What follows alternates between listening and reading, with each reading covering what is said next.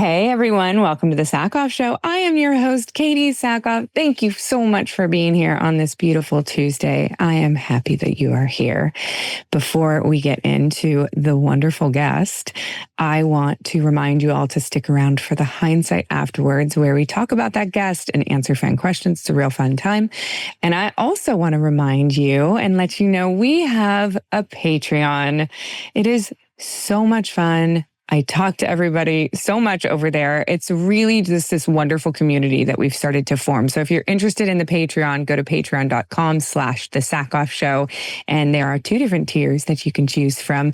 And you can either get in the sack or you can be part of the 2%. So it's a real great time. So come on and join us. There's lots of great perks and more coming. Today's guest, I couldn't be more excited. Today's guest is none other than Alan Tudyk. If you don't know who Alan Tudyk is, he was in Firefly. He is now in Resident Alien. He was in like every single animated Disney movie known to man. He was in Andor. You will, I believe, know who Alan was as soon as he comes on. But if you don't, this is such a wonderful conversation. I got to know him so much more. We have so many mutual friends in common between Jewel Staite and Nathan Fillion. And I'm surprised I don't know him better. But it was a real awesome conversation. We talked about character development. We talked about how he got into all of these Disney movies. We talked about his new show on Sci-Fi, which I didn't even know that Sci-Fi existed anymore, but I knew of the show. It's just really awesome. And I hope that you enjoy it. I want to remind you that I'm going to be at the Rebel Scum Convention in Texas, August 9th and 10th. 9th is a half day for me because I'm actually filming Carrie the day before on the Friday. I just want to make sure it is the 9th and 10th. It is the 9th and 10th. It's Saturday, Sunday. The live recorded show of the Sackhoff Show featuring Emily Swallow and myself and Jeph is actually happening at Sunday at noon. So Sunday at noon o'clock is noon o'clock. You guys, it's fine.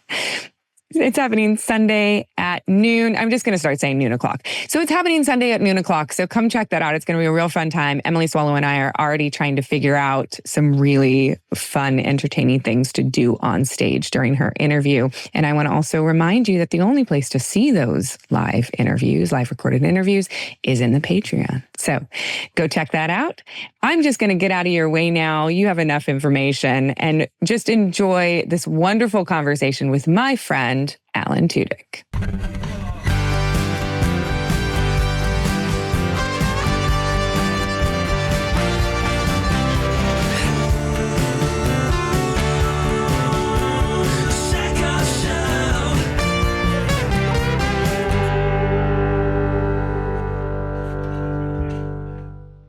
How's it going? I'm good. How are you? I'm doing all right. Yeah? I am so excited to talk to you because we have like been in the same worlds and worked together, but never really got to know each other at all. Not really. When did we work together? Weren't you in Tell? What's that? Didn't you do the movie Tell? With Milo? I don't know. Oh, yes. Yes. I'm in that. So I was in it too. And I forgot to. And then I literally was like, that's right. Wait, were we both in the same movie? We were in the same movie. Yeah, exactly. We were in the same movie. Milo Ventimiglia. I know. It was very cool. It was fun. Yeah. He like called me at home on a Saturday and was like, do you want to do this next week? And I was like, yeah, sure. That sounds like fun. Of course I'll do that. I want to talk to you about Resident Alien because it's absolutely wonderful. And I started watching it last night with my husband. Mm-hmm. And I'm disappointed that I didn't start watching it sooner. But with like two children, we literally, I think we watched Miss Rachel. And every once in a while watch something else. But it's so refreshing and so unique. And it's such a complicated show in the sense that shows like that don't really get made a lot these days and then last for 4 seasons. Yeah. How did it come to you? Like, explain that whole thing to me, because it's so wonderful. It came to me, I was evidently late in the process. Everybody else was hired. I was the last one hired. That surprises me. I know. It's sort of the other way around usually. Yeah. They had auditioned 100 and something guys for that role, and I think I had upset the casting director at some point or some. I don't know why I was so late in the process. It seemed to me to be like, yeah, weird alien guy. Call Alan. I should be in the first round of oddballs. I would see all my other oddball actor friends that I'm used to seeing at auditions. It makes so much sense for you that I just assumed that you were involved from the very beginning, like in development. Right. Yeah, I'm glad I wasn't, I guess. I mean, it worked out. Definitely the first season, Chris Sheridan, who made the show, he had that script, I think, for 5 years or 3 years trying to get it made. Oh, wow. It was until Sci-Fi said yes. And he had the script. It came from a comic book, and he had producers, Amblin, but he didn't have a network. And then that happened right at the end. And they were going to evidently postpone it because they couldn't find the guy. And I don't know, I just went in and did my thing, whatever I did that's in the show. And I think I was in Vancouver in 2 days. They were like, you need to come up. I'm sorry. Now. It was so fast. So you're like the lead of the show, and and it wasn't a situation where you replaced somebody else. It was just that I'm surprised they didn't give up and just postpone. They were going to. But luckily I was called in, and we've been doing it's been 7 years. That's even though we have 4 seasons because of COVID and because of the strike. And wow. Yeah. And Sci-Fi's not real. It's not the same Sci-Fi. Was it Sci-Fi that you did, Battlestar Galactica? It was. Alan, didn't even know Sci-Fi still existed. Excuse me, as I swallow hard. Yes. I think there's some people now, respectfully, who do work there who aren't sure either. I mean that in all fun, but... It's the truth, though. It's like in streaming these days, like I, for some reason, associate Sci-Fi with like, okay, that's your extended basic cable still, because I have such a relationship with that network that I just assume none of those channels exist anymore, but they do. You launched it. You guys launched it. Were you SYFY then, or did you spell it correctly? We were SY. I mean, SCIFI. I don't remember. Because it changed at a certain point. They branded it Sci-Fi. Sci-Fi? That's what Tim Minear always called it. That was over on that Sci-Fi channel. It's like saying fly. I don't remember. But I didn't realize that Sci-Fi was still like around. I knew the parent company was around, and I just thought that it got sort of like sucked up in that parent company being Universal, sort of NBC umbrella. Something sucked, but we don't know what. And here's the thing. We're now on USA, but it's all the same people. It is. So it's like we have the same bosses and the same everything. But it's just basically broadcast television, if anyone doesn't know this, is dying, and is sort of, it's one of those deaths where they're on the bed and all the relatives are now coming to meet them and say their final goodbyes. Oh, because they're in hospice. Yeah, they are. It is bad, and you don't know what you're going to get. And that's where broadcast television is, and that's where we are. And it's luckily been on Netflix. You know, the first 3 seasons are on Netflix, and that changed definitely my just walking around life. You know, how when you have something that's suddenly on TV again, or it used to be like that when stuff would go into syndication and suddenly you're famous for a movie you made a long time ago.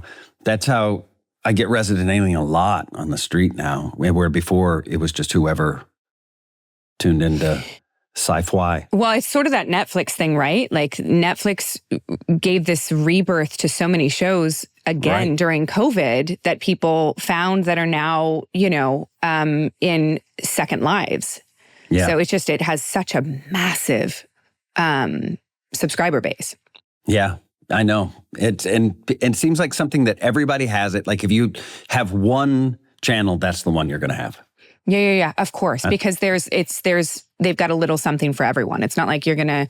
I mean, I was gonna say it's not like you're gonna go get HBO for your kids, but they do have kids stuff. But I guess if you're looking for like the amount of content in all different genres, you can't really compete with it right now. Ugh. That's how I feel about it. Ugh. Not just about Netflix, just about the whole business cratering. Evidently, Netflix came in on the scene and wanted to disrupt the way things are made. They were going to use the technology. It's what's happening with so much technology. Technology comes along and they're like, oh, we can do robot cars. Let's do robot cabs. But why? I know. Why? I know. We have people who drive those, and then when we have the robot, I mean, it's a little different. I mean, definitely streaming is much more. It makes it easier. It's you can just go to different things and watch them when you want to watch them, and it gives the viewer a lot more power within what they want to see. But I don't know. I guess I'm old in that way that I missed the days where you would have to be in front of the TV to see a thing. You know what's funny too, though? So our daughter is 3.5, and we go to the library all the time. She loves the library. And the other day, she ended up in the DVD section at the library. And she's going through these things and she's pulling them out like they're books. And she's so excited because I can't find her in the library. I mean, it's not that big. I didn't lose my kid. She also, she also has to pass me to get up the stairs. But she's gone. She's wandering. And I come over and she's pulled out 8 DVDs. And she's like, Mommy, I want to check these out. And I was like, oh, baby, these are DVDs. And I explained to her what DVDs are and blah, blah, blah, blah, blah. And she was like, I'm going to need a DVD. I want a DVD. And I was like, okay, well, let's pick one DVD. Yeah. And so she picked a Barbie DVD and we came home and she was so excited to show Daddy. And she was like, Daddy, where do we play the DVD? And she was just so excited. And we went downstairs. We still have a DVD player. We went downstairs. We put it in. And she was so excited that now in her mind, she's like, we need more DVDs. And I pulled all my parents' DVDs out of the storage closet the other day. And we have hundreds of kids' movies. And she's so excited. There's something different when we're watching Netflix or something and she can't decide what to watch because there's too much. Mm-hmm. And there's something about laying them out where she can see them and going, I think this one. It's different. There's a different feeling behind it, And I miss that too. Remember when they had the little, whenever you're on your DVDs and you've got all those little Easter egg things and you're trying to find on the cursor, right here on the title, maybe there's a little thing and you'd find a scene that was buried in there. Yes. I used to love that. It was like building a video game inside the DVD. Yeah. In a sense. I loved it. So we're sort of trying to bring it back a little bit there seems to be less anxiety in the whole process around it with a little kid, which everyone knows what it feels like to sit down and not know what to watch. Yeah, right. Yes. So I want to talk about Resident Alien more, but I want to go back to the beginning of sort of your career in the sense that I'm so intrigued because you are now the third person I have talked to who went to Juilliard who didn't finish. And I want to know a bit about that experience because I find it so intriguing. When I was growing up as an actor, Juilliard was like Juilliard. Yeah. Right. You know what I mean? And it never would have occurred to me that people would go, not for me. It was Juilliard then too, I was I didn't know what it was when I went. Somebody had told me in Texas, this is a good school. And I was like, because I realized I didn't have a good acting process. I was working in Dallas as an actor and I needed more schooling. And so I auditioned, luckily got in.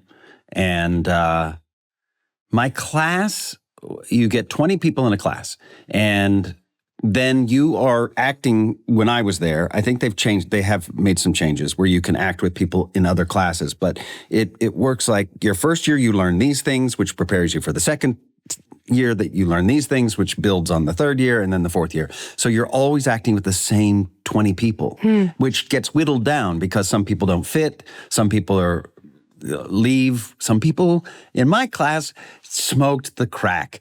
It was crazy. There were people who smoked crack, more than one. And one guy... like actual crack? Oh, yeah, the crack. Real crack. Like real crack. I just thought you meant like they're drinking the Kool-Aid. That was like your version of drinking the Kool-Aid or something. Like, you mean real crack? Real crack with the glass pipes. Holy shit. Yeah, and one guy got hooked and he like stole some stuff and left. One guy was just, you know how it is in acting where when you're young and you're full of emotion and full of energy, people who don't fit in anywhere else find their ways to drama. Yeah. And some of them make good actors. Others are just oddballs who this was another thing they tried that doesn't work. Yeah. Or they have a very limited band of what does work. And so some of the people who made it into Juilliard were those people who were troubled people. Yeah. And drugs were a big part of my class. Not everybody's class, my class. There was so much heroin use. Oh my God. Like, this is not what I would associate Juilliard with. I don't think other classes were doing this. My class was.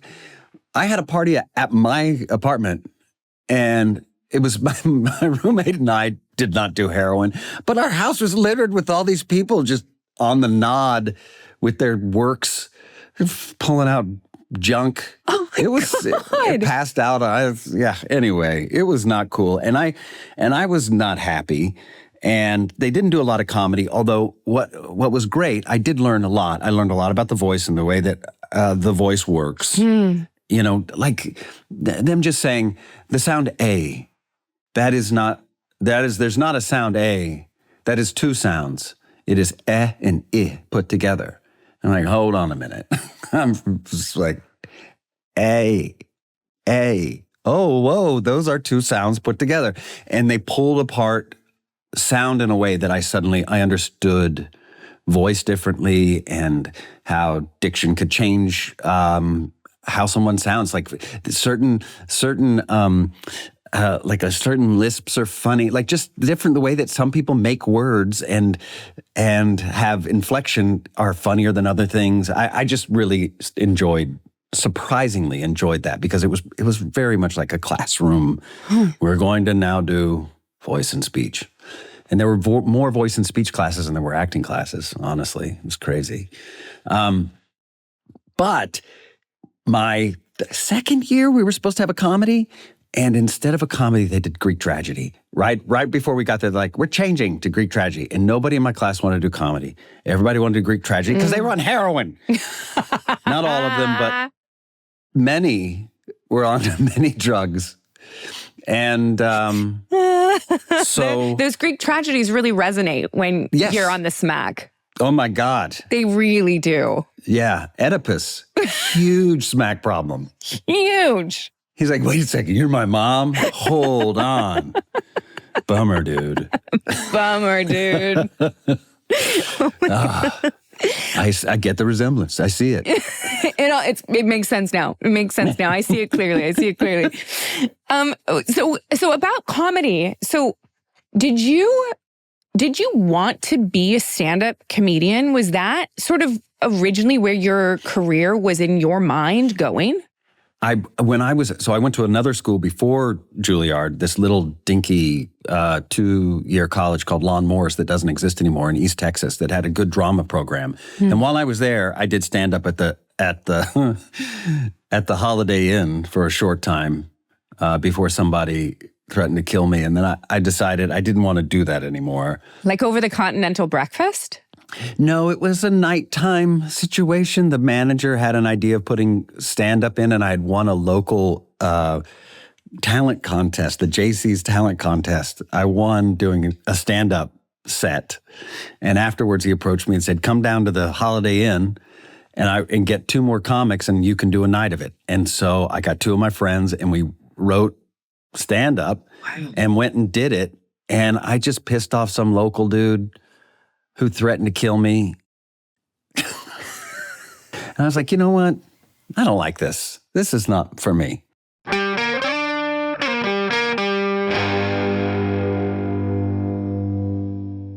This message is brought to you by Every Plate. All right, people, the truth. between work and kids and just life in general. I do not have the energy to spend hours in the kitchen every single night. But I also don't want to eat cereal for dinner. Yes, it has happened. Not proud of it. And that's where Every Plate saves me. It's affordable, it's easy, and honestly, it's really good. So they've got crispy buffalo ranch chicken, which is awesome, and cheesy Mexican street corn hash, like meals that make you feel like you kind of have your life together. And my kids love them. What I love most is how Every Plate has just shaken me out of this dinner rut. I was making the same 2-3 meals over and over and over again. And now I am trying new recipes every week. And they're actually quick, like 30 minutes or less quick, which is wonderful in the summertime when you want to be outside more. And it costs less than my weekly grocery haul, which, let's be honest, half of those groceries go bad in the fridge anyway. You've heard me talk about that.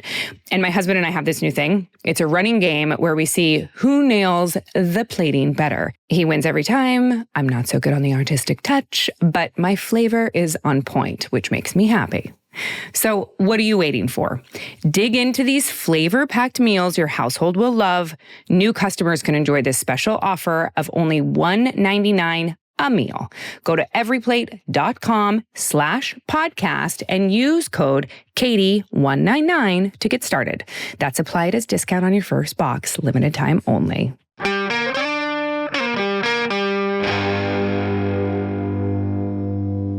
There's a lot of drama in the early stages of your career, from like people threatening to kill you to like heroin use. I'm surprised that you didn't go, I'm going to go sell insurance back in Texas. Right. That's the thing. You know, you have to have that drive that gets you past all those things.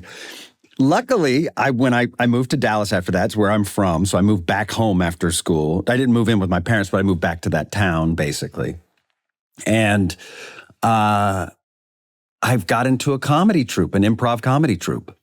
And that felt better for me, improv. And it's actually what got me into Juilliard. There was a section of the audition which was improv. Oh, and wow. I was very comfortable in that. And so in the final audition, so it's the faculty and you in the theater, the drama theater, which you don't get to perform until your third year or fourth year, end of your third year, fourth year. And you're in there, and I did my two pieces, which were, one was funny and one was just bad, Shakespeare. I wasn't good at Shakespeare. And then they said, okay, here's your thing. You're auditioning for a musical, and you have a song and a dance prepared. And you're rehearsing it one last time before you go to the audition. And I'm like, okay, great. Great. And they go, stop, wait a second. We're not done. I'm like, oh, okay, go more then. They said, then you get a phone call with shocking news. And I said, okay. Okay, so I'm preparing for so I said, all right. I'm in my apartment? They said, yes, okay. So I was rehearsing a Godspell song that I knew, the one between Judas and Jesus. Some men are born to live and he's doing what they please. It's like a patter song. The bees are in honey. It's like a da-da-da-da-da. And anyway, so I'm rehearsing it and I'm bad at it. I keep messing up the tap because it's a tap song. I'm like, ta-ta-ta-ta, Seller, come on. I'm not going to get this shit, okay. 5, 6, 7, just go from the top, go from the back. And they're kind of laughing, and it's going for a while, and I'm doing the sounds of the band. Ooh, band 2 and 5. No, on the step. And then Michael Kahn, who's the head of the thing, goes, ring. And I look over at the phone, and I ignore it. And from the top. 5, 6, 7, 8. Ring. And I ignore it. I make him ring for a while. I mean, as you would. You're so focused. You're playing the reality of the situation. I wouldn't answer my freaking phone. Exactly. And I had been doing, this improv in theaters where you always, did... You screwed. We had a sound man who would screw with you, and you would screw with him. Like you'd go to start a car, and he wouldn't start the car. He would go boom, boom, boom, boom. Yeah, and you'd have to get out and fix the car. So I was used to playing with a sound person. So ring, I wouldn't pick it up, and I finally, God damn it, son of a bitch, I pick it up. Hello, And I start to cry. I get overwhelmed and start to cry and say, oh my God, don't tell me this. Don't tell me this. You wouldn't, I was just rehearsing to go audition for a musical, but now I don't have to because I'm going back to school. Thank you. Thank you so much. And I had gotten a call from Juilliard that I got in, and I could tell I got in that moment. Everybody was like, oh, hey, cheeky. See what he just did? He just projected. So comedy got me in, and I definitely liked comedy. And then when there was no comedy for the first 2 years, I was a new kind of down. I had never been down like that before. So I formulated in my second year, I got to get out of here. Well, this isn't for me. At least you didn't do heroin. I know. That was the other thing. I was like, if I stay here, I'm going to do heroin. Like you're in the place where you're like, it's an option. Yeah. It's an option. So after that, you moved to, did you go to California immediately? No. Or stayed in New York? I stayed in New York. I luckily, so I got invited up to a thing called New York Stage and Film for the summer. It was one of those little summer programs. They do all new plays, readings. They do different levels. They do just a reading where you're there for a week, but they're great people. They called me and they're like, would you want to do this reading with an actor named David Strathairn? I was like, yes, I think I know who that is, and I would love to do a reading with him. And I played his son. Oh, wow. And we did, it was just, and then there was a female whose name I don't remember. She didn't keep acting. But there were so many people there. There were so many playwrights there. There were all these young directors. And it was thrilling. Jesse Martin was there. He hadn't done Rent yet. He and I were talking all the time about what we want to do. I love Jesse. I just spoke to him like a couple weeks ago. He's cool. I love him. He's one of the coolest people I ever met. Yeah. Even way back in 1995. I'm like, oh, yeah, that's what cool is. He still is that. And there was just so many people and so much happening. It was incredible. It was incredible. And I had waited tables so much, and I had worked at school so much that I had enough money that I could just go up that summer and not come back home, because they put me in a workshop then for this new play called Bunny Bunny. And then I also did a play because somebody fell out of a big production play that I did with John Slattery. And I was just a small role, but Jane Addams, who had just won the Tony for Inspector Calls, it was a big eye opener, and I met all these directors and playwrights. And so when I went back home, I was still doing the workshop for Bunny Bunny. They wanted to keep me on because I played 20-something roles in the play. Oh, wow. It was 2 people playing the same roles throughout, Alan Zweibel and Gilda Radner, and then I played 20 people. I'd come on, I'd be this guy who was working camera. It was about Saturday Night Live and Gilda Radner, and I'd be like, oh, God, Gilda's the best. Isn't she great? Isn't she great? And I'd run off, and I'd come back on. There's this woman who's Gilda's friend who's very upset because her husband just left her. And I have to run off and change clothes, and I'm a French white hair who has a bunch of cheese. And so I was kind of, because of because of the improv, I was sort of suited to that. So it was kind of, Juilliard helped me, but the early stuff was stuff I had started back in Texas. And I had my friend get me an interview with his agent. He was one of the people who had left school in his 3rd year, and he had an agent already. And I dropped every name that I met at the New York Stage and Film, and they signed me. I remember going in sandals, I'm going in sandals to show that I don't care. Like, I'll take it or leave it. I dressed nice, but I wore sandals. What the hell? Huaraches. I've been to Mexico. I wore heels to my screen test for Starbuck to show him that I didn't care. Oh. I don't know what that is. That's great, about though. Actors that are like, I'm going to show them I don't care. Like, the character's in me. I don't need to try that hard. That's great. I love that. So listening to you do these voices is like, just thrills me. Where where do they all come from? And have you always had these instincts where you just trusted your gut with these characters and went with it? Because they seem so, I don't want to say it, because I know it's not easy, but it feels like it's just so like easy for you.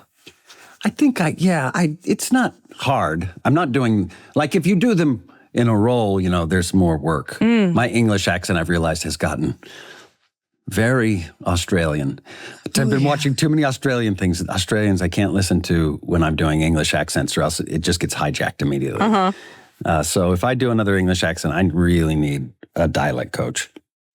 But, just people I see it's just something that my head does. When I'm out in the world and somebody pronounces a word a way that I haven't heard, or has a funny way of saying something, I find myself repeating it. I repeat it and repeat it. Like, oh, that's interesting. Like, try it on. Like trying something on. How's that feel in my mouth? Oh, that's interesting. That's interesting. And you sort of, they get tucked away somewhere, and they come out when you need them. I never wanted to become one of these voiceover actor type guys who is always just doing voices all the time. But I think I have become that. I think if you ask my wife, I think I'd do it. I think I'd do a lot of voices every day, depending on what, as you what get older, you're just going to be like, that's going to be your old man character. Yeah. Like, you're throwing out coffee grounds. So there's something gross about it, and a gross character comes, just some gross voice to talk about the coffee grounds. I'm sure it's entertaining on the short term. We've been married 9 years. I don't know, 8 years. I don't think that people realize, though, the extent of the voiceover work that you've done and the diverse voice work that you've done. I mean, like, you have been in almost every single animated Disney movie since like 2012, right? Yeah. How did your voice work sort of just naturally come along in the industry as you were going, or is this something you pursued? No, it was something. This was fake it till you make it. I could do King Candy. I did King Candy, who's Edwin, and I used to love Edwin. I loved comedy. When I was at Juilliard, I would go to the Museum of Radio and Television and watch old show of shows and watch old TV because the internet didn't exist and you couldn't just bring it up. And Edwin had a show. He was one of the first people. He had a show that was a cautionary tale, because he had basically come up with all this material throughout his life doing the vaudeville circuit, then got on TV and did all of his material in the first year. And he's like, I'm done. Yeah. And they're like, well, we got another season. He's like, well, I have nothing. And then there were no other writers but him. So he was done. But so Edwin, he was always in, I remember him from Mary Poppins. I love to laugh. When he was the Mad Hatter, he gives us 2 cups of this and this and this. He had that funny lisp. He was so great in the Mad Hatter. But you're right. It's like, that was his thing. Yeah. And so they had said, hey, can you do that voice? And my agent told them I could do that voice. And she called me and was like, please tell me you can do this voice. I told them you can. And I flew up to Pixar with Sarah Silverman and Jane Lynch, and we all went up, and I did the role. And John C. Reilly wasn't there; it was another guy who will remain nameless. But he turned to me and went, "Are you going to do it like that?" John C. Reilly did? No, John C. Reilly wasn't attached yet. They had this other actor who's in a lot of stuff now. That they were testing him out for the role of Wreck-It Ralph, and I did it for the first few lines. He's like, "Are you going to do it like that?" It's like, yeah, I think they wanted me to. They seem to be laughing. I'm going to just do it my way. He did not make it in the movie. So I went up there, I did that. And then John Lasseter said, hey, man, it's great to meet you. And he said it in a way that I was like, that's good. I feel like that's a good thing. And then we went, and then when they were doing Frozen, And Jen Lee was directing that, and she had worked on Wreck-It Ralph, because they all sort of work on projects together. Jen Lee, who now is in John Lasseter's job and runs Disney Animation. And she said, come do this role. And then I did the Duke of Weselton, who's an old man. And I'd started out in a different role, but then they cut that role, and they're like, well, how about this old man role? He's the funniest character. My daughter loves to hate him. Loves to hate him.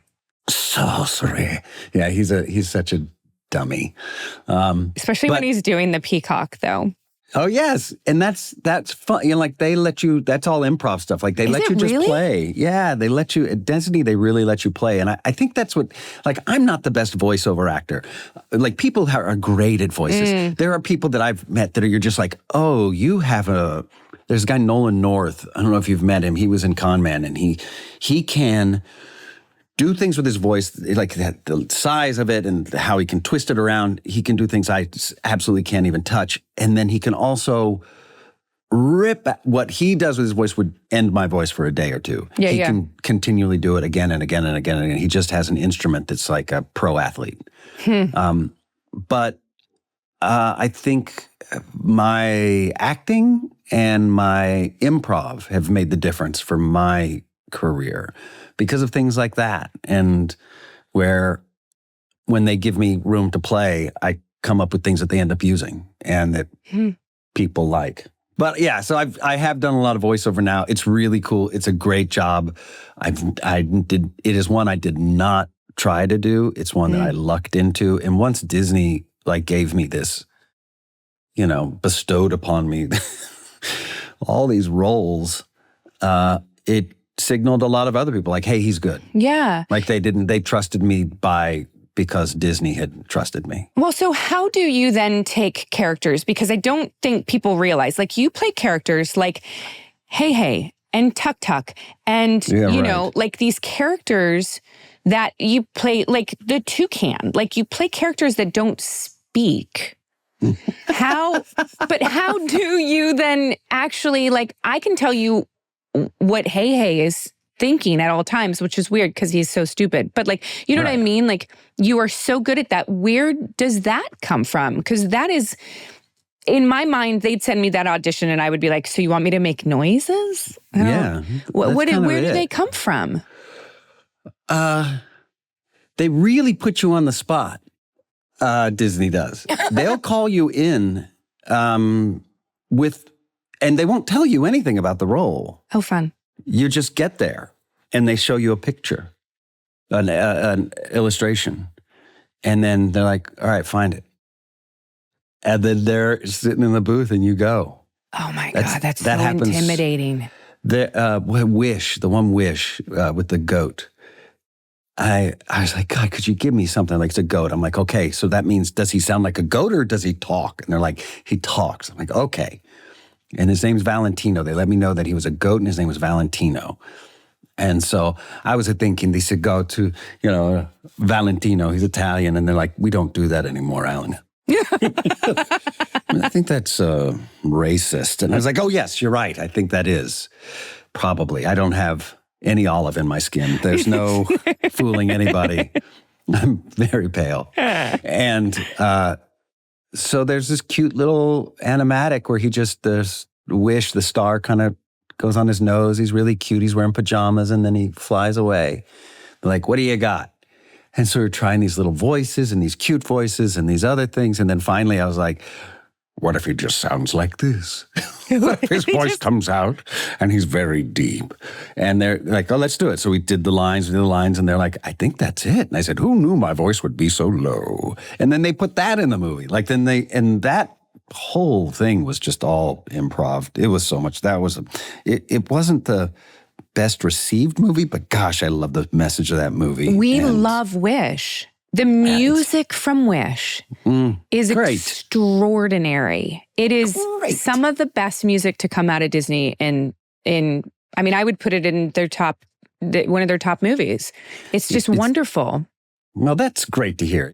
So voiceover work then carries you into Star Wars. Did for Rogue One, Was that an audition, or did Tony Gilroy and did they reach out to you about that character? And how did they explain this lovable, funny droid to you with a heart of gold?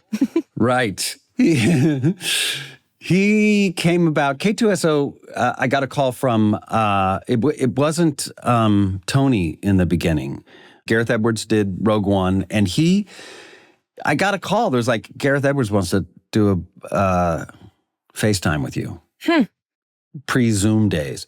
FaceTime. I was at Nathan's house, Fillian's house. I was like, yeah, just do it here. I don't need to prepare or anything because, it's a robot? I was like, I know what this is about. He wants to talk to me about what it's like to do a robot because I did Sonny from iRobot. Mm-hmm. So I took it as purely a meeting that he wanted to pick my brain about what my experience was, what to look out for. And that's how I conducted myself. I was so relaxed. I was like, yeah. He's like, and we're going to take every moment, every squint, every motion that you do, and every motion that the actor does, I'm going to put it in K2. And I said, don't say that. Don't do that. You're not going to do it. So don't say it. Like, you're a director. When you get in editing, if you need the robot to do something else, you're going to do it because you're telling a story and you're given the tools available, and that's going to be a tool available to you. Move him across the room over to there, or pull the head off from take 1 and match it up with the head from take 5. You can just mix and match, and you're going to do it. They did it in iRobot. You're going to do it. Don't even play. Yeah. And then I heard he wanted to meet me, and I was like, oh, whoa. And I met him at, I must have auditioned. I was asked to audition. So I did an audition. It was a scene that it was just an audition scene that they wrote for the audition where K2SOs, they're landing on a planet where the magnetic field is messing with K2 and it scrambles his circuits. Mm-hmm. And so he begins as someone as a robot who's very logical, and then he started slowing down and he freaks out, and I forget. It was really fun to do. It was fun to watch. Well, that was and then he said he wanted to meet me, and I came to Disney. It was a Star Wars celebration at Disney. And I went to Disney and just met him in some room. It was like just a big table conference room. And he started showing me all these pictures. This is a U-wing, and we're going to do this, and this is what we're going to do. And there's all this stuff. And I was like, either you're going to kill me, because I know too much. Because it was so secretive, especially back then. But I guess they still really prize their secretiveness. They do. I have never respected it. It's hard, God bless you. Yeah, exactly. Love you. I love you, but I've been bad about it. We never respected it on Rogue One. They're like, you can't have a script. And we all said, we have to have scripts. Yeah. And so they said, and Gareth was so pro actor. He's like, they need scripts. And so they gave us scripts. And now I have one in the other room because I stole the script. Why they didn't let us have scripts. It's true. Well, I have told the story that I left one of my Mandalorian scripts at a nail salon. Oh. And I had to drive back very, very quickly, terrified to go get it. I lost my sides because they'll collect them at the end of the day, the little sides. And I got around, they tried to collect them, and I said, oh, what's going on over there? And I distracted them and got away with it. And I looked and I looked and I looked and I couldn't find it. And I went to Diego Luna. I was like, Diego, I lost my sides. I lost my sides 2 days ago and I can't find them. Somebody had to pick them up because I've gone over my steps over and over. He goes, what are you talking about? Those little sides? I was like, yeah. He goes, I lose like 3 of those a day. It doesn't matter. You can't expect us to hold on to those. I'm like, oh, thank you, Diego. I feel good now. I love that. I also love that Andor, the tone of Andor, people are really, really, the show is phenomenal. And it's so different than I think what Star Wars on television sort of established itself as with Mandalorian and Book of Boba Fett, and everyone is sort of expecting that in tone, and it's completely different, and it's really struck a chord with people with the seriousness of it. Was it strange to you that they decided to announce you so early when you weren't in it?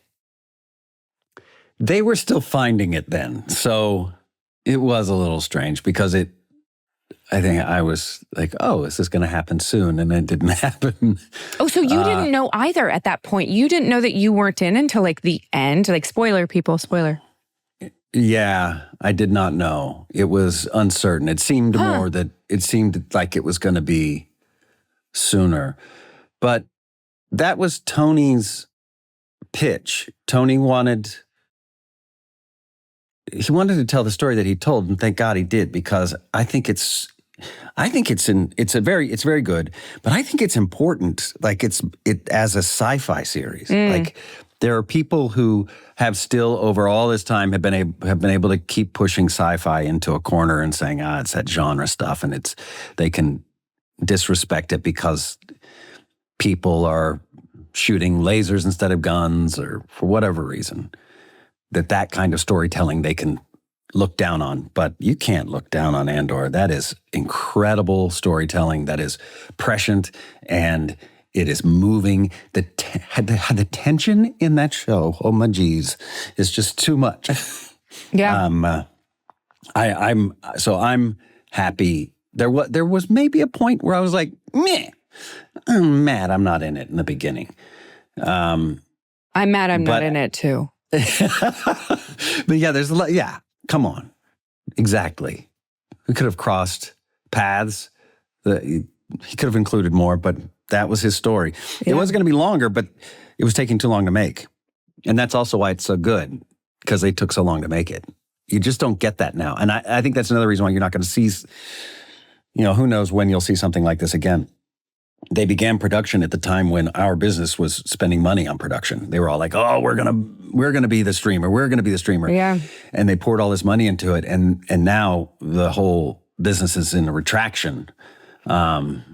So I don't know if there's going to be, because you'd be on set and they'd be like, "Go with the train," and there's a thing way off in the distance, a guy on a cart and a train thing going by, and there's so many moving parts at once and so many people involved. It was exciting to be a part of. And I got to watch it during these, we would do these viewings and then we'd have talkbacks afterwards, and so I got to see some episodes again and again and just saw new layers, and then also listening to Tony Gilroy talk.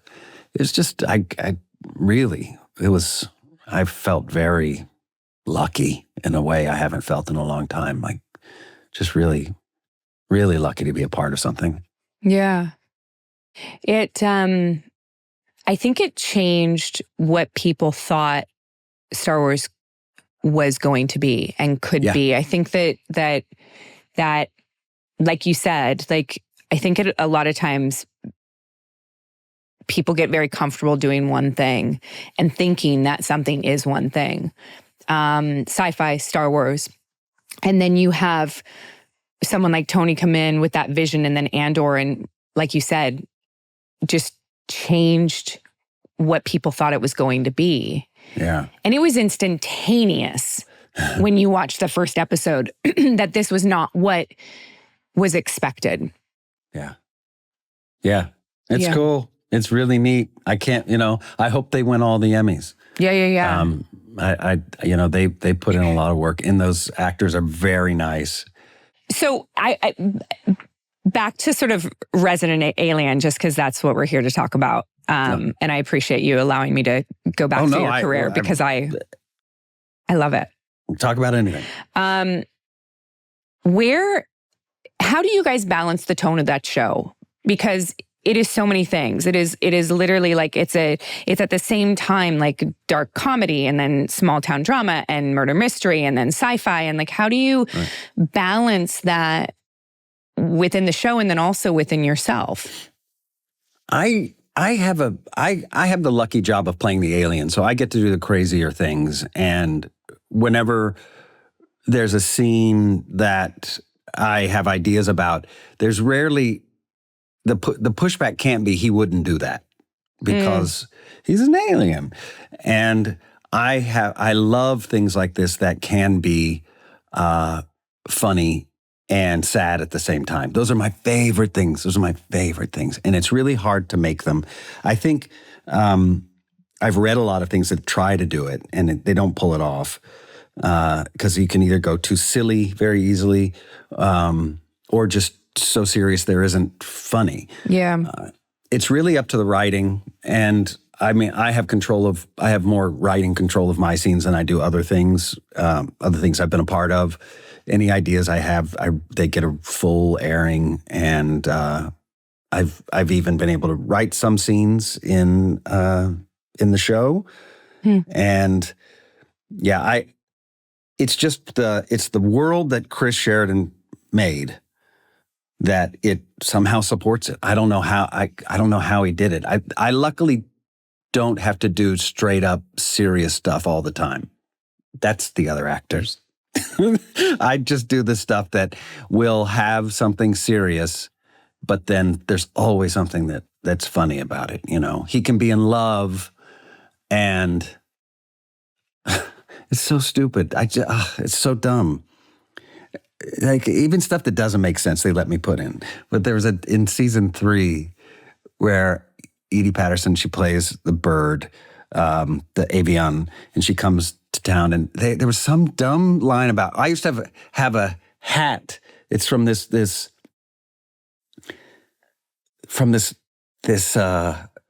planet where they make this kind of material that it's so strong you can't rip it. Have you ever tried to rip it? You cannot. And so I was like, can we have a jingle? Try and rip it. You cannot. And it doesn't make any sense that they would have a jingle that would be in English because it's on another thing. But they let us do it. And it's so dumb. Anyway, there's just a lot of dumb little stuff where I got to write poems. You know, he's in love, so he writes a poem. And the poem is, it's about her cloaca and boners. And they can let me, anyway. There's a scene, Edie Patterson comes back this season, in season 4. She'll be there around episode 5 or so. She's so funny. She's one of the funniest people I've ever met in my life. Ever. Like we had a kissing scene in season 3 and she's like, okay, so what are we going to do? Like how comfortable are you with this kiss? Because it just says they kiss, it gets awkward. And I said, well, and she's eating these bird seeds because she's a bird, but she's using her human form and she's just eating. They say she's spitting out the shells like a bird will spit out the shells from sunflower seeds. But what Edie's doing is she's just popping them in her mouth, then just going, sucking on for a second, then just spitting them out in the faces of Alice Wetterlund and Sarah Tonka. At the other guests at the dinner. And I said, well, for the kiss, can you, in one of the takes, chew up a bunch of sunflower seeds and then just regurgitate them into my mouth? And she goes, okay, I know where your lines are. No lines. And that's what it was like. I'm going to borrow the entire inside of your mouth and you're going to borrow the entire inside of my mouth for this scene. Let's just make something ridiculous. And I love it. It comes out so bizarre. And we end up doing this. She's doing this thing where she's blowing into like my nose and near my eye and my tongue's coming out on the side. And how long did they let you guys go with that? We went for a little while. Because it sounds like, I mean, like, there's the luxury, like, I can't imagine you have tons and tons of time. It's not like shooting a Star Wars show where you have, like, one page for 2 days. You're moving, right? So how do you take the time do they just let you go? Yeah. I think we did it probably about 5 or 6 times. Oh my God. It always started a little different. It would always start with weird sounds. Because we're aliens, so we could say anything and do anything. And oh my God, it was so much fun. I laughed so hard. Wonderful. She's so, how do you in that situation though, not laugh in character? When she spit into my mouth, I laughed. I like to think I don't laugh. I don't break. But when she spit into my mouth, and I saw the outtake of it. And it's so funny. I saw it. I was high. I was so happy. I felt like I was high. I was dizzy because it was so ridiculous to me. I was experiencing joy because you don't get to play on that level often or ever, you know. That's like childlike, uninhibited play. Yeah. Yeah. And they were filming it. And they were going to put it on TV. It was just thrilling. I actually took something from his tongue sticking out the side of my mouth, which ended up happening. It just flashed across my head while we were doing it. It was something that I did with Tricia Helfer. In what? Con Man. Oh my God. When I made Con Man, which you were not in. I wasn't in. I know. We referenced you. We referenced you when I said that everybody was hot on that show. So when I'm talking to Nathan's character saying, I just met this woman. She looks like that hot Cylon on Battlestar Galactica. No, the other one. No, the other one. No, but no, the other one. The other one. So that everybody on the show was so hot. And I remember when Trisha did Con Man. I'm sure, was she calling you going, what the fuck am I doing? This is so bizarre. I think she called me. I think she was like, I'm doing this thing. And I think that she was like, I mean, how bad could it be? She was just sort of game for it, right? Well, because she knew Nathan so well too. Right. And you guys have such a tight relationship from Firefly. Right. We had Jewel on the show, and listening to you guys talk about each other, I know you and Nathan are still really close, and it's you guys have such a relationship. It's so similar to the relationship that we all have with each other on Battlestar. Yeah. Seemingly. At least that's the way that Jewel explained it. Yeah, we're still close. Jewel's actually on Resident Alien this season. She comes in sort of halfway through the season. Yeah. Is she really? Yeah, isn't that cool? Nathan love that. Nathan played my octopus that I owned for a few episodes. He played 42. He was number 42 on a menu, and I stole him from the restaurant. And he was the voice of the octopus. And I eat him. Spoiler. As you do. As you do. He died, and he asked, as his final wish was for me to eat him with a butter sauce or white wine sauce. But Trisha and I, we go into a thing. She plays somebody who, it's so bizarre. I don't know, did you ever go to the con? It was in Florida. It doesn't exist anymore. That it was in Florida, and there's a North Tower and a South Tower in this hotel. And the North Tower, there was a doll convention. They still have the doll convention. And then the South Tower, or it might be reversed, north-south, was the Sci-Fi convention. No, I never had the luxury of that. So that was the episode of Con Man about that. I show up my character shows up at a thing, and there's a woman with a doll, and all these older women, postmenopausal women with babies. Oh, that's right. Trisha's character had a baby. Yeah, she had a doll that she treated like a real child that I ended up breaking. And we go into one of the Doctor Who TARDISes that you see at every con on the floor. We go in there, and I'm apologizing because I got an action figure during that episode, and I'm like, I understand now. This is my little buddy, and that's your buddy, and can't we get this together?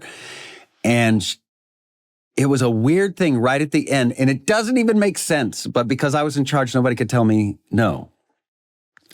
Instead of making out in the TARDIS, I thought it would be funny if she just would let me kiss her on the cheek only. So bizarre. So when I would go in to kiss her, she'd just give me her cheek, and then I'd kiss it, and she'd go, oh, God, yes. Oh, that's right. It's happening. It's happening. It's happening. Stop. I can't do anymore. And I'd be like, I don't even know what we're doing. And then she'd flirt with me, and then I'd kiss, and she'd give me her cheek again. But I was trying to stick out my tongue in the scene to get my tongue in there. It's like, can I get my tongue in there? I just want to. And so, and it looks so weird to see your tongue come sideways out of your mouth at someone. So anyway, thanks to Tricia Helfer, I ended up doing that. It flashed across my head while I was making out with a different actress. What a weird job. We have a very strange job. Yeah. Is this your last season? Because I know that a lot of contracts are 7 years or seven seasons, right? Yes. I mean, we don't know. They tell us we don't know, but I feel like we know. I think it's less about the show. And if this is the last season, it's less about the show and more about broadcast television, because we're on broadcast television. Yeah. And that's over. That's over. So we're on a sinking ship in that way. But you know what? Everything gets. I don't think that Firefly has had its last season. That's right. I said it. Well, but you're dead. Look, I don't know. I might not be in it, but Firefly will be on again. People are still clamoring. I talked to Jewel about this because people are still clamoring for it. And Serenity was not enough for them. Yeah, no. It's not done. I rewatched it recently, and it holds up in such to where you finish it and go, why the hell was this canceled? There's stuff on there that I didn't even get while we were doing it. The Chinese, we spoke Chinese. I'm like, I don't think we need to do this. Yeah. We need to break boundaries on everything. But now when I watch it, I'm like, we absolutely needed to do that. Interesting. It's absolutely amazing. We just needed an episode where we only spoke Chinese. And that was probably coming. What's the entry for that? I mean, I feel like Nathan could make that happen. I feel like there's not much that Nathan can't do. I have his number still. We'll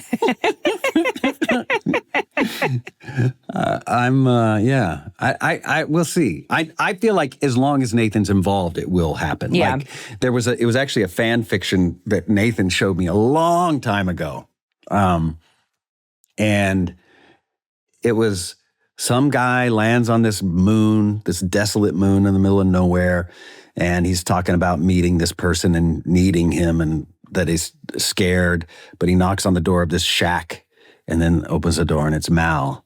And he basically says, you're needed. And he says, okay. And then that's great. There we are. There's your start. And we're back. You go. You put together people who were on the ship before. You also put together some new people. And you bring in some of the old writers or all the old writers. You know, TV has a lot of people out of work right now. It really does. So it really does. I'd like to personally would love to read some more Joss Whedon or watch some more Joss Whedon. That's my own personal experience with Joss. I get my mind. He just blows my mind. I'm a very smart, caring man. Huh. It's interesting to hear that from you because it's not the normal opinion these days, I think that, and I've never met him. I can, it's on that you can only speak to your experience. Yeah. And so my experience was great. And a lot of people's experiences were great. When we made Firefly, which we, as far as we've all discussed, we all had a good time. That was all being done at the same time as Angel. Yeah. And at the same time as Buffy. So it was the same man. Yeah. I just think, there's a lot, it's a tricky subject. It's a morass when you try to defend somebody against somebody else's stated experience. Yeah. When you weren't there, I can talk to people who were, and you find out different perspectives and it sheds light, but I can't say stuff. It's not my place to say. So I have to just sit with my own knowledge. Yeah. And my hope to work with him again. Do you think that will happen? Does Joss want to, obviously Joss wants to work again, right? Like he wants I don't know. to. Maybe. It's been a long time now, so I hope so. His hand was in everything that was successful for so many years. Yeah. Yeah. And so much about, for women, he was always about strong women. And he was always pushing that. That was his thing. Yeah. And that wasn't a put on thing or a business decision. That's who he is. So it's all wild to see. how that, it's so easy for somebody to go and put something online and say, and I'm not going to say anything else.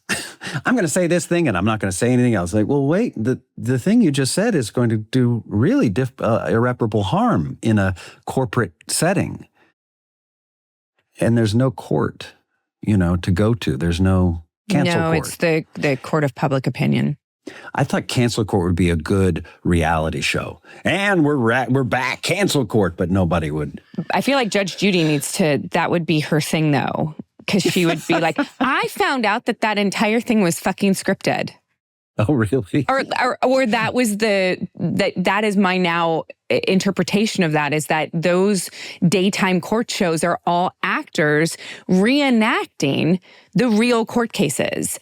I didn't know that. I thought they were like, they put a camera and like, this is just the shit that happened. No. Wow. I wanted to be on people's court so badly. I was going to take my landlord to court at one point because there was a mold remediation situation when I lived in Venice. And I wanted to take him to that because you get paid to do it. And I was like, this will be great publicity. I want to be on People's Court. People will watch it and go, isn't that actor? And was he in A Knight's Tale? Yeah, that's just weird. Gosh, he's losing his cool. He really is mad about this mold. But my manager, no uncertain terms, you are not going to these TV shows. I love the fact that your manager was like, that the any publicity is good publicity thing is not.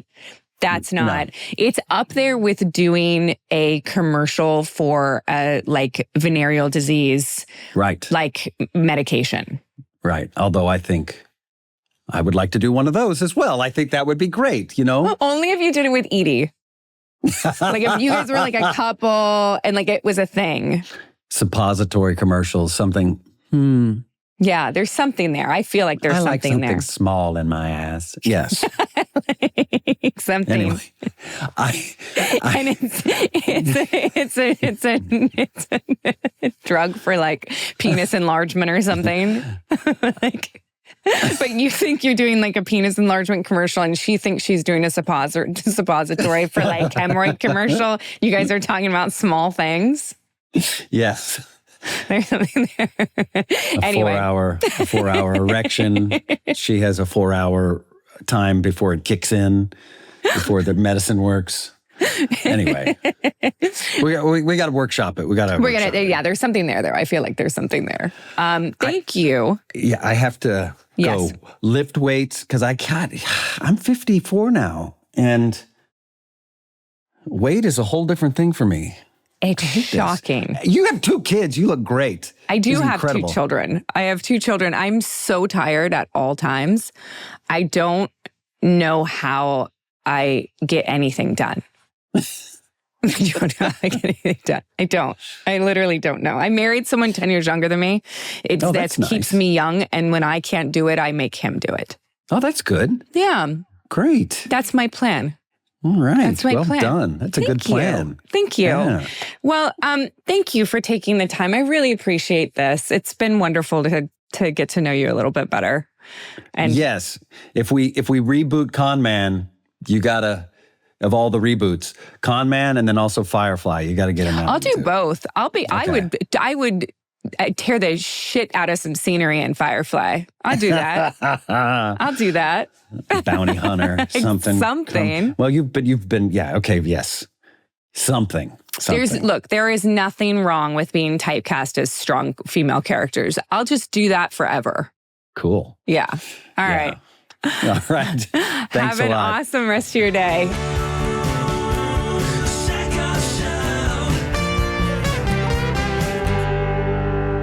Hey everyone, welcome to the Hindsight. I'm still Katee Sackhoff, and I am joined by my producer / wrangled in co-host, Jeph Porter. Hi, Jeph.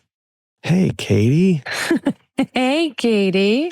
I'm sort of losing my voice a little bit. I think I'm sick. I feel bad. You said you're getting sick. What do you have? Do you have the COVID or just like the flu? I don't know what I have. I've just had a little bit of a cough, but that's it. I don't know if it's actually an illness or just being very tired. It's been a long week, but we'll see. Well, you've been doing a lot of traveling and you've got people visiting, like... Yeah. Yeah, a lot of all those things, and A lot of moving everybody's gone now. But then I'm going away for the 4th of July, which by the time people are listening to this, it's already happened. But It has. Does your dog also, do you guys go to a place where fireworks don't exist? we normally do. We normally go up to Idlewild up in the mountains, but we're going to Ojai because this is also Allison and I's 10-year anniversary. So we're doing a little special trip to Ojai, going to a spa and doing all this fancy stuff. Wow. Wow. I've always, I'm a little conflicted about anniversaries in the sense that for us, for Robin and I, like there's 3. Mm-hmm. Yeah. And, I do believe that you should celebrate when you first met because that's like a real indicator of time, right? Yeah. Like, I don't believe that when somebody's like, oh, we've been married for 4 years, but you dated for 5 to begin with. Right. That's a long relationship, but it sort of discounts the entire first 5 years of your relationship. You know what I mean? Yeah. Whereas the wedding anniversary is also incredibly important. Yeah. But I sort of feel like we should acknowledge from the very beginning, and the wedding anniversary is it's our wedding anniversary, but not our anniversary. You know what I mean? Sure. Yeah. I mean, Allison and I are not married. Sure. So this is we're really going to mess that one up if we do get married, because it'll be like, you guys have been married for 2 years, but we've been together for 15 years or whatever. Exactly. That's my point. If you guys were to get married, not that no pressure, but if you guys were to get married, you'd be people would go oh, that's so cute. How long have you guys been married? And you'd be like, a year. And they'd be like, oh. Yeah. You're going to learn so much about each other. Yeah. Oh, it's so exciting for you young kids. And you're like, fuck you. It's been 15 years. It's pretty common, though, I think, nowadays for people to have been together for a while. I think most of my friends that are married, they were together with their partner for a lot longer than they've been married. Yeah. So, Robin and I have known each other for 7 years. Mm-hmm. We've been together for probably 6.5. It only took 6 months. It took less than that. It took about 4. Yeah. Okay. Yeah. It took 4 months. Yeah. I have a dog trainer here right now. Yeah. Yeah. How's that going? To get your dogs to stop fighting? That's the goal. We can talk more about that later. Let's talk about Alan Tudyk. Yeah. What a lovely, lovely man. I think it's funny that we both discovered that Sci-Fi was still a thing. I had no idea. And I pretty much I didn't get my start as an actor on Sci-Fi, sure. but as everyone here career. Is very aware, that's where Battlestar was. And, we talk about how Battlestar sort of put Sci-Fi on the map. Yeah. I remember watching Sci-Fi back in the day when they had the Dune adaptation on Sci-Fi. Yes. That was a big thing. And I miss Movies of the Week. Do you remember when they used to do miniseries?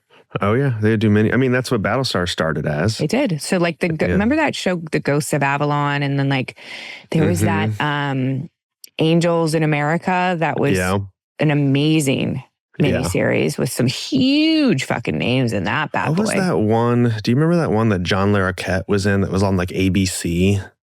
It was like a fantasy thing. I loved that. There was one that was like a fantasy one. I'm gonna figure this out. That was almost like Willow-esque, right? Sort of.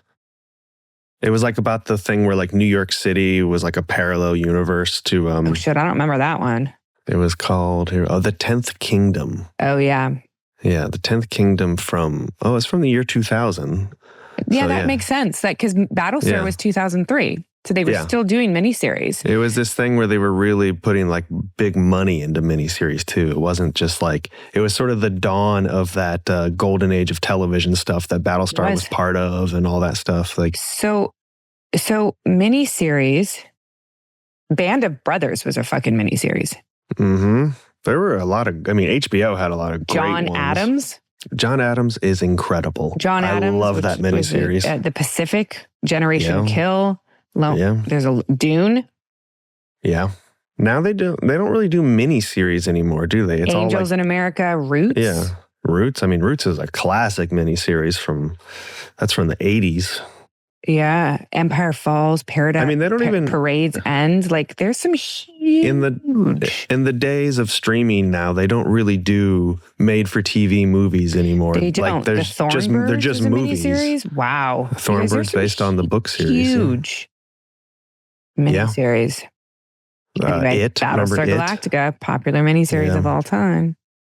Anyway, Sci-Fi is still a thing, so they just changed the spelling of it, and it's all part of that Paramount thing, which is just an evolving disaster that's happening in the industry right now. And I think that's sort of funny. It's funny, but also not. That thing with that Alan talks about, like, you know, the joke that he made that I think there's people over there that are still surprised that it still exists, and you know, the fact that it's still a thing, and that if they get another season, it will be because the network still exists, basically. It's so strange when like there's network shows like that, because I've never seen Resident Alien, and it sounds like something I would enjoy, but I don't know where I would watch it because I haven't had a cable subscription in 2 decades at this point. You know? It's such a great show, and you have to, but so you can actually watch it on Netflix now. So the first 3 seasons are on Netflix. Okay. I highly suggest it. It's so fucking weird. I mean, the whole story with Edie Patterson and the kiss thing, I mean, it just sounds amazing. Amazing, but also like I'm dying to work with her. Yeah. Like, I don't know if I would ever get to work with her because like I don't like, you know, primarily do comedy, and like that's where she like lives.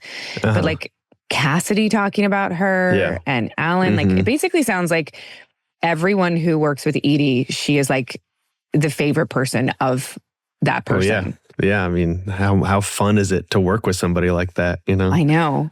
So I have one thing that like we've sort of like talked about a little bit on this show, and like, because, you know, Carrie Ann was also sort of existed in the Star Wars world as well. I am so jealous of the people on Andor. Like, I legitimately am jealous of them. It's well, not even, it's I mean, I guess it's envy. I guess it's envy, but like, it's such a good show. It's such a like how good it is. Tonally different show. Yeah, I mean, although I will say, whenever I just have casual conversations with people about Star Wars and what's going on with Star Wars, the 2 exceptions people always make are Andor and The Mandalorian. Those are the 2 that people are like, those are the good ones. Everything else has been hit or miss. It's true. It's very true. Although, you know, you still can't win over everybody on that last season of Mandalorian. So no, of course not. But I do think, I don't know if you have finished Andor yet. I have not. But have you gotten to the part where Alan finally shows up in it? No. So he's in the very, very end of it, just in the last handful of episodes. And that was sort of what you guys talked about a little bit, like he thought he was going to be in there earlier. But it is interesting how, because when I finished it, I actually immediately rewatched Rogue One, like right after it, because they really perfectly set it up. Because you know what I didn't even realize, because I'm a dummy and I'm not a true Star Wars fan, I didn't realize that Tony Gilroy had written Rogue One. I thought he was just brought in to do Andor, but he actually wrote Rogue One with somebody else. And which is why your confusion came in earlier. Well, that's why I was so confused when I said Tony Gilroy, and it was like, no, Tony Gilroy wasn't Rogue One. And I was like, but I thought he was. He was, but he just didn't direct it. And but the tone of Andor is so like grounded and serious, and it's making a really serious point about the rise of fascism, and it's very topical with what's going on now. I think on one of our live streams I was talking about it, like, you know, like they just nail so much of it. And Rogue One, which is a very good movie, is still a little more Star Wars kiddie. Like, because you got to remember, like, it was the second Star Wars movie they made of all these new things. And so it's got a little more goofiness to it. And I think K2SO, which is Alan's character, is a little goofier. And I don't think he would have made sense as a larger part in Andor until he was brought in, because he is kind of a comic relief character, and Andor does not have comic relief in it. No. Yeah. No, it doesn't. Yeah. But that would also be really weird for me as an actor to to be brought in, be announced, and then sort of be like... Yeah. And then never there till the very, very end. Yeah. Yeah. You know, a little strange, but let's get into the mail sack, Jeph. Mail sack. We're going to the mail sack. Mail sack. Why are we calling it mail sack? Hey, everyone. You can send your questions and your comments to thesackhoffshow@gmail.com. We love to hear from you. Keep sending us those emails. Keep doing those reviews, all that good stuff. So first one, Terrence. Hey, Jeph and Katee. I'm sure this question has already been answered already, but Commander Sella,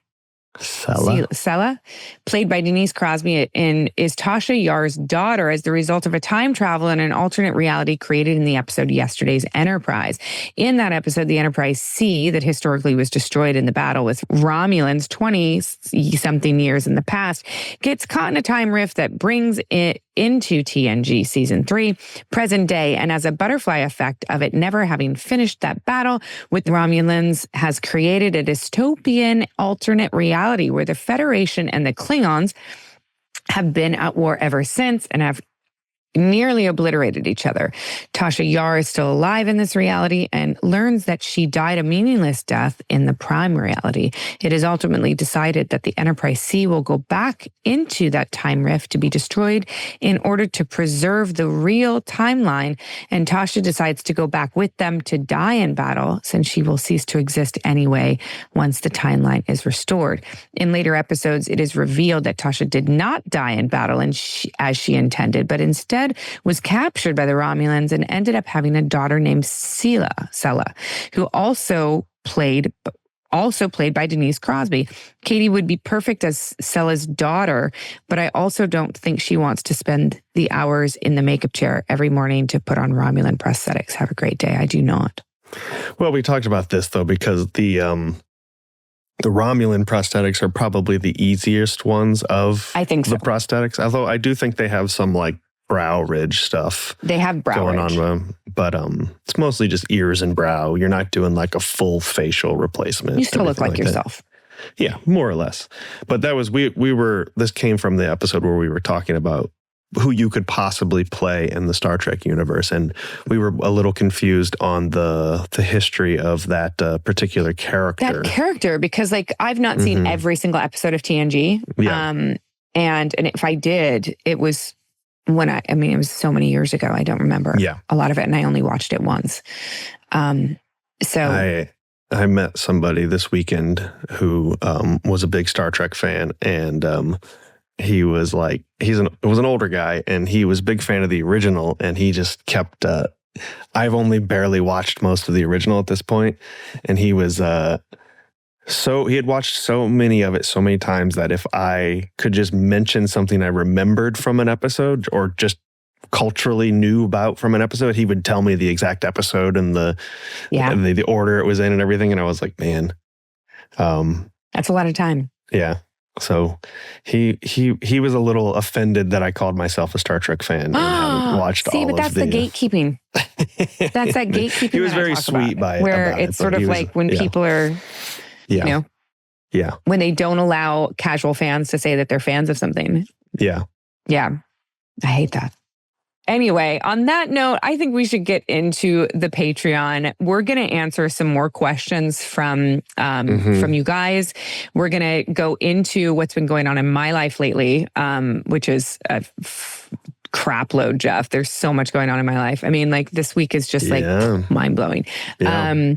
And we'll answer some. What else are we going to talk about? We've got some more questions from our patrons who responded to some requests we had. Absolutely. And then I think that's about it. I mean, there's going to be some fun stuff here talking about ourselves some more. Yeah. Talking about questions about some filmmaking techniques and stuff that we're going to be talking about over there. Some stuff about how you made The Mandalorian happen and things like that. So.